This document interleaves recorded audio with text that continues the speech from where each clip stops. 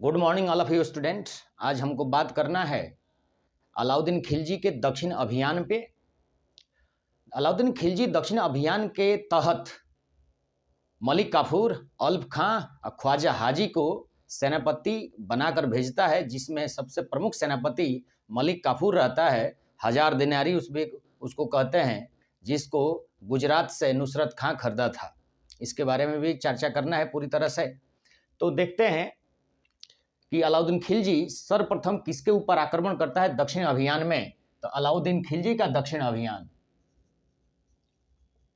अलाउद्दीन खिलजी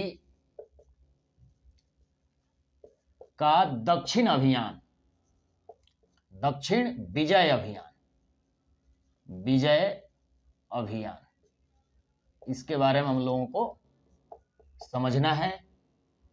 खूब अच्छा से देख लीजिए, ये कहाँ कहाँ आक्रमण करता है इसके बारे में पहले हम समझ लेते हैं।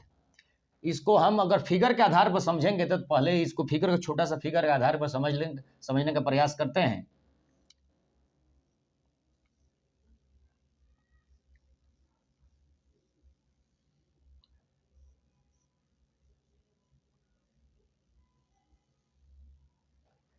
ये सर्वप्रथम आक्रमण ये महाराष्ट्र में करता है। ये महाराष्ट्र का नाम रहता है उस समय देवगिरी, देवगिरी रहता है। फिर वो आक्रमण तेलंगाना पर करता है। यहां समझ लीजिए, ये तेलंगाना पर आक्रमण करता है। तेलंगाना पर आक्रमण करता है। तत्पश्चात ये मैसूर पर आक्रमण करता है। मैसूर,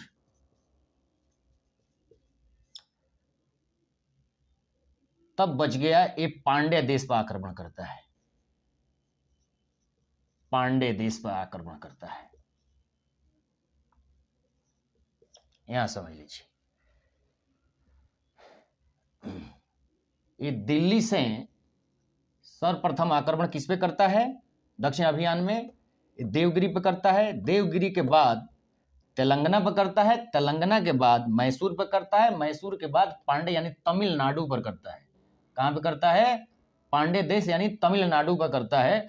जिस प्रकार यह बना हुआ है उसी प्रकार उस समय का ये फिगर है भैया, उस समय का फिगर है, ये अभी का फिगर नहीं है। देखो, देवगिरी को महाराष्ट्र कहते थे, तेलंगाना को वारंगल कहते थे, मैसूर को द्वार समुद्र कहते थे, समुद्र कहते थे, और तमिलनाडु को पांड्य कहते थे उस समय। जो आज का फिगर है उस फिगर के अकॉर्डिंग नहीं, उस समय के फिगर के अकॉर्डिंग है, इतना समझ लीजिएगा। तो ये पांड्य देश हो गया, द्वार समुद्र हो गया, और वारंगल हो गया, देवगिरी हो गया। इसके ऊपर आक्रमण करता है। और विंध्य पर्वतमाला ये है। विंध्य पर्वतमाला यानी कि विंध्य पर्वतमाला के दक्षिण में जाने वाला सर्वप्रथम मलिक काफूर ही है। मलिक काफूर है। दक्षिण अभियान का सबसे बड़ा सेनापति यही है, हिजड़ा है। ये करता है सर्वप्रथम आक्रमण, यानी कि ये किसका सेनापति रहता है? अलाउद्दीन खिलजी का। तो ये सर्वप्रथम देवगिरी पर आक्रमण करता है। कहां पे करता है? देवगिरी। और देवगिरी के राजा का नाम जो रहता है वो रहता है रामचंद्र देव। रामचंद्र देव रहता है। और रामचंद्र देव जो है, इसका एक पुत्र रहता है जिसका नाम है सिंहन देव या शंकर देव। सिंहन देव या शंकर देव ये रहता है। प्रतापी, बहुत ही प्रतापी आदमी रहता है। यही बहुत ज्यादा प्रतिकार करता है अलाउद्दीन खिलजी का। तो ये इसको समझने का, ये बहुत ही ज्यादा समझने की जरूरत है इसको। यहाँ समझ लीजिएगा, ये बार बार क्वेश्चन आता है कि रामचंद्र के लड़के क्या नाम था? सिंहन देव रहता है। देवगिरी के शासक का नाम हो गया। और रामचंद्र देव की एक पुत्री रहती है जिसका नाम है झटपाली। झटपाली, झटपाली रहती है। और इसमें एक और चीज जानना है कि देवगिरी का जो राजा था वो 1296 में हार गया था। किससे? अलाउद्दीन खिलजी से। जब अलाउद्दीन खिलजी काड़ा मानिकपुर का राज्यपाल था, उसी समय ये हारा था। और ये एक एलिचपुर है, इसके बगल में एक एलिचपुर था, ये एलिचपुर था, यानी कि उत्तरी महाराष्ट्र जो था एलिचपुर के नाम से जाना जाता था। और एलिचपुर की पूरी राजस्व को देने का वादा किया था। एलिचपुर के जितना राजस्व था ये देने का वादा किया था अलाउद्दीन खिलजी से। और लगभग अलाउद्दीन खिलजी को 3 साल से एलिचपुर का कर नहीं दे रहा था, शंकर देव के कहने से, यानी कि उसके पुत्र के कहने से ये रामचंद्र देव इसको एलिचपुर की कर नहीं देता था। और ये भी एक कारण था लड़ाई का। और दूसरा कारण था कि देवगिरी का जो राजा था रामचंद्र देव, एक गुजरात के राजा कर्णदेव को भी शरण दे रखा था। और कर्णदेव के पुत्री थी देवल देवी थी। देवल देवी, ये देवल देवी से अलाउद्दीन खिलजी का जो बड़ा पुत्र था खिज्र खां, ये प्रेम भी करता था। जब चाहिए तो देवल देवी ही चाहिए, वरना नहीं चाहिए। तो ये सब बातें भी इसके ऊपर, यानी कि महाराष्ट्र के ऊपर आक्रमण करने का ये सब कारण भी रहा है। तो ये भी समझने की जरूरत है, ये समझ लिए। अब देखिए, जैसे ही देवगिरी पर आक्रमण करता है तो देवगिरी का टाइम है 1307। देवगिरी का टाइम है 1307। और यहाँ पे रामचंद्र बिना मतलब लड़ाई नहीं होती है, और रामचंद्र डर के मारे अधीनता फिर स्वीकार कर लेता है। और रामचंद्र को पकड़कर ये मलिक काफूर अलाउद्दीन खिलजी के पास भेजता है। कहाँ पे? दिल्ली में भेजता है। और दिल्ली में जैसे ही रामचंद्र जाता है, रामचंद्र बहुत ही विद्वान आदमी रहता है, रामचंद्र को ये माफ कर देता है। कौन माफ कर देता है? अलाउद्दीन खिलजी। और इसे रायन की उपाधि देता है, रायन की उपाधि देता है। और 1 लाख सोना का दिनार देता है, सोने का दिनार, 1 लाख गोल्ड कॉइन्स देता है। 1 लाख, इतना लाख कितना देता है? क्या देता है? सोने का दिनार देता है, सोने का दिनार देता है, ये भी समझ लीजिएगा। और रायन की उपाधि भी देता है। क्यों ये रायन को उपाधि देने का एक कारण है, इसके पुत्री से शादी भी करता है, इसका दामाद भी हो जाता है। दूसरी बात क्या है कि दक्षिणी भारत को जीतने के लिए रामचंद्र का सहयोग अलाउद्दीन खिलजी को बहुत ही नेसेसरी था, इसलिए इनको क्या कर देता है? इनको माफ कर देता है। और फिर जीवन पर्यंत रामचंद्र देव जब तक जिंदा रहता है अलाउद्दीन खिलजी का खिलाफत नहीं करता है और इसी की अधीनता स्वीकार किए रहता है। अब देखिए, ये तो कहानी पूरी कंप्लीट हो गई। और भी बहुत से, ये जब हारे थे तो बहुत से धन दिए थे, वो अलग मैटर है, ये समझ लीजिए। जो क्वेश्चन के अकॉर्डिंग है, जो एग्जाम के अकॉर्डिंग, वो मैं पढ़ा दिया। अब इसके बाद इनके सहायता से, देवगिरी के सहायता से ये तुरंत वारंगल पर आक्रमण कर देता है। वारंगल तेलंगाना पर आक्रमण कर देता है। कहां पर आक्रमण कर देता है? तेलंगाना पर। और तेलंगाना पर जो आक्रमण होता है वो 1309 में होता है। तेलंगाना पर जो आक्रमण होता है 1309 में होता है। तेलंगाना यानी वारंगल पर जो आक्रमण होता है वो 1309 में होता है। और यहाँ का राजा का नाम है प्रताप रुद्रदेव नाम रहता है। रुद्रदेव नाम रहता है। क्या नाम रहता है? प्रताप रुद्रदेव नाम रहता है। प्रताप रुद्रदेव का जो किला था वो बहुत मजबूत था। ये मलिक काफूर और अल्प खां जाते हैं और किला को घेर लेते हैं। और प्रताप रुद्रदेव जब समझता है, लगभग 6 माह तक घेरा रहता है। प्रताप रुद्रदेव अंतिम में मजबूर होकर संधि कर लेता है। संधि में देखिए क्या भेजता है, ये समझ लीजिए।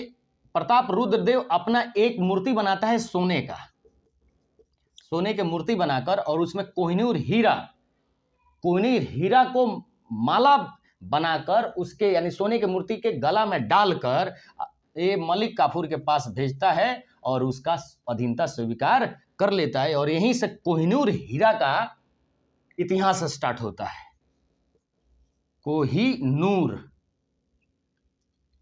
कोहिनूर हीरा का इतिहास यहीं से स्टार्ट होता है, ये समझ लीजिएगा।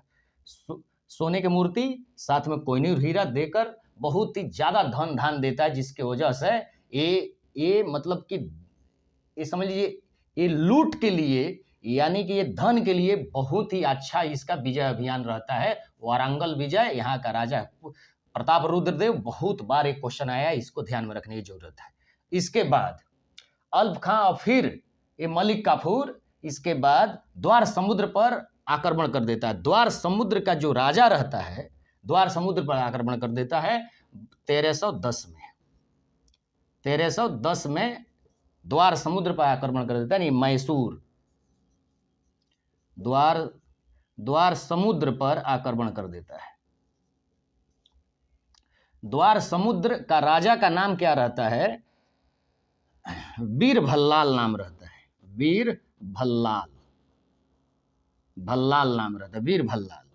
और वीर भल्लाल बिना युद्ध लड़े उसकी अधीनता स्वीकार कर लेता है और जो भी धन धान देना रहता है उसको देकर निपटारा कर लेता है। ये जरूरी है क्योंकि ये बार बार क्वेश्चन आया। द्वार समुद्र का राजा क्या नाम था?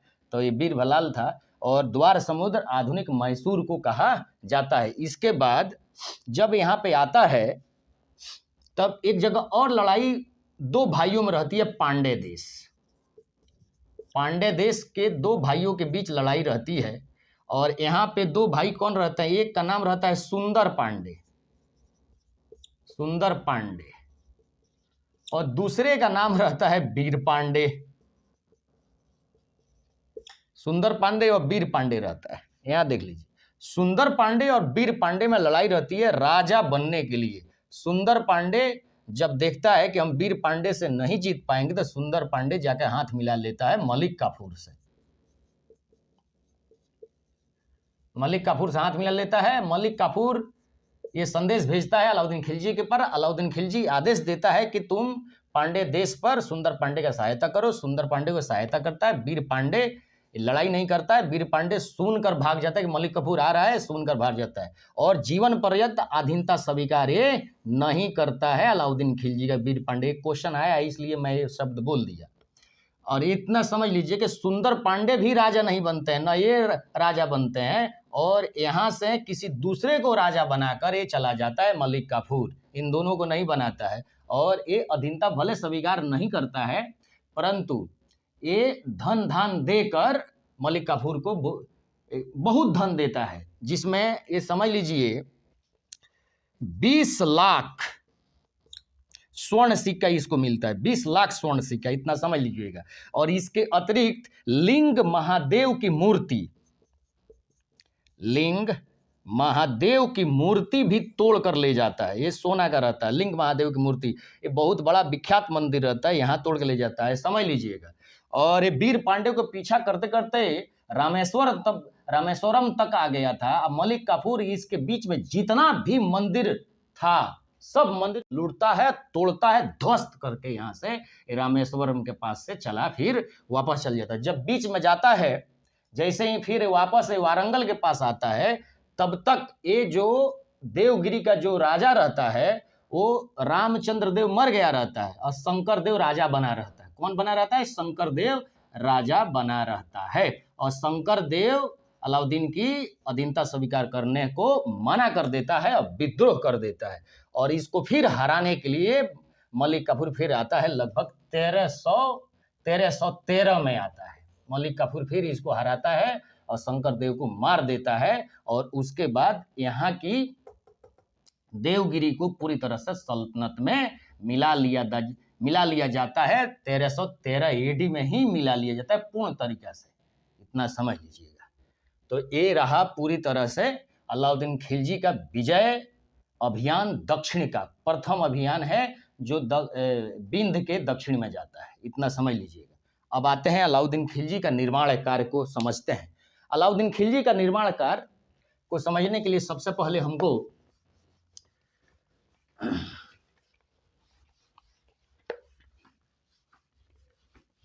अलाउद्दीन खिलजी के निर्माण कार्य को समझने के लिए हमको जाना पड़ेगा कुतुब मीनार के पास जो कुतुबुद्दीन ऐबक ने इसको बनवाया था, बनवाने का प्रारंभ किया था कुतुब मीनार के पास। कुतुब मीनार के पास ये जाता है और अलाउद्दीन खिलजी यहाँ पे अलाई दरवाजा बनवाता है। अलाई दरवाजा बनाता है। दूसरा, ये सीरी का किला बनवाता है, सीरी का किला बनवाता है। और सीरी के किला को ही हजार सितुम महल भी कहते हैं, हजार सितुन महल कहते हैं, सितुन महल भी कहते हैं या किला कहते हैं, जो भी हो ये कहते हैं। इसके अतिरिक्त ये हौज एक खास नामक तालाब भी बनवाता है हजार सितुन महल में पानी की किल्लत को पूरा करने के लिए। हौज एक खास, हौज एक खास महल तालाब भी बनवाता है, ये समझ लीजिएगा।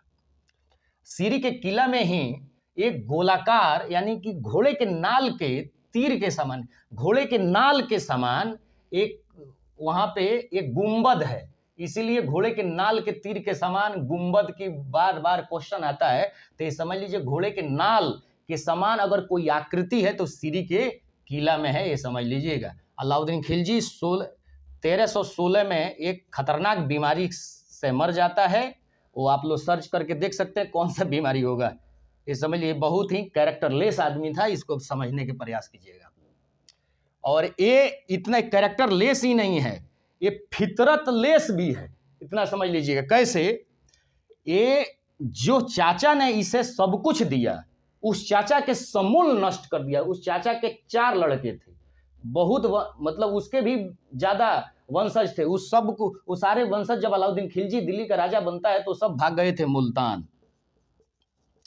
मुल्तान में सेना भेजकर सबको कत्ल करवा देता है, इतना ये समझ लीजिएगा, सबको मरवा देता है। ये इसका ये रहा।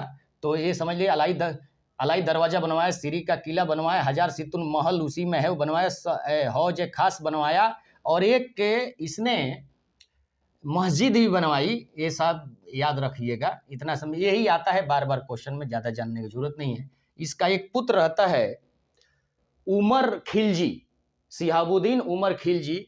वो 3 साल 4 साल का रहता है, तब तक उसे राजा बना दिया जाता है। जब ये मरता है तो कौन मरता है? तो अलाउद्दीन खिलजी मरता है तो मलिक काफूर के द्वारा बनवा दिया जाता है। मलिक काफूर को मार देता है कुतुबुद्दीन मुबारक शाही, इसका एक और पुत्र रहता है। इसके कई पुत्र रहते हैं अलाउद्दीन खिलजी के, जिसमें कुतुब मुबारक शाह भी रहता है, खिज्र खां भी रहता है, और ये शिहाबुद्दीन उमर खिलजी भी रहता है। तो उमर खिलजी 3 साल रहता है, 4 साल का रहता है, तो राजा बना दिया जाता है मलिक काफूर के द्वारा। मलिक काफूर को कुतुबुद्दीन मुबारक शाह मार देता है और उस बच्चा को हटा देता है गद्दी से, स्वयं गद्दी पर आसीन हो जाता है। और कुतुबुद्दीन मुबारक शाह अपने आप को खलीफा घोषित कर देता है। यानी कि खलीफा का मतलब समझ लीजिए कि भगवान के बाद हम ही हैं, दूसरा कोई भी खलीफा नहीं है। खलीफा के पद को मान्यता नहीं देता है, स्वयं खलीफा बन जाता है। कुतुबुद्दीन मुबारक शाह, कुतुबुद्दीन मुबारक शाह, मुबारक शाह, शाह खिलजी, एक का नाम मुबारक शाह खिलजी रहता है। ये अपने आप को खलीफा घोषित करता है। बार बार क्वेश्चन आता है, खलीफा घोषित करता है, खलीफा घोषित करता है, ये भी क्वेश्चन आता है बार बार। और इसका जो टाइमिंग पीरियड है वो 1316 से 1320 है, और ये भी चल बसता है। और इसके बाद जो आता है एक हिंदू नाई रहता है, नाई, वो राजगद्दी हड़प लेता है, उसका नाम रहता है, बाद में मुस्लिम बनकर राजगद्दी हड़पता है। वो बहुत उसका दरबार में उसका इज्जत भी था उस समय इन लोगों के दरबार में। उसका नाम रहता है नसरुद्दीन खुसरो शाह, नसीरुद्दीन खुसरो शाह रहता है, खुसरो शाह। ये अपने आप को पैगंबर का सेनापति की उपाधि धारण करता है, पैगंबर की सेनापति। इसी समय तुर्की सेना विद्रोह कर देती है, तुर्की सेना विद्रोह कर देती है और कहती है कि इस्लाम खतरे में है। ये समझ लीजिएगा, इस्लाम खतरे में एक सेंटेंस सबसे पहले इसी के राजकाल में बोला गया था, नसरुद्दीन खुसरो शाह के। इस्लाम का कहाँ पे है? इस्लाम खतरे में है, सबसे पहले यहीं पे बोला गया था। और शाह खिलजी राजगद्दी पे बैठता है, जब खुसरो शाह जब राजगद्दी पर बैठता है तो उस समय तुर्की सेना क्या करती है? तुर्की सेना विद्रोह कर देती है। तुर्की सेना क्या करती है? विद्रोह कर देती है और कहती है कि इस्लाम खतरे में है, इसको हटाकर इसको इस्लाम खतरे में है और इस समय गियासुद्दीन तुगलक, मलिक गाजी जिसको कहा जाता था, मलिक गाजी कहा जाता था, और ये इसकी हत्या करके तुर्की सेना के मदद से सिंहासन धारण करता है। क्या चीज के नाम से? गियासुद्दीन तुगलक के नाम से, गियासुद्दीन तुगलक के नाम से, तुगलक के नाम से राजगद्दी आसीन करता है। कौन करता है? गाजी मलिक। गाजी मलिक खुसरो शाह को मारकर राजगद्दी हासिल करता है। ये अपने आप को क्या बोला था? ये अपने आप को मुहब्बत साहब का पैगंबर का सेनापति बोला था। यहीं से स्टार्ट होता है तुगलक वंश। गियासुद्दीन तुगलक राजगद्दी जब हासिल करता है तो तुगलक वंश की स्थापना करता है, तुगलक वंश का स्थापना करता है, जो 1320 से लेकर 1414 तक चलेगा और इन्हीं के बारे में हम लोगों को समझने की जरूरत है। Thank you.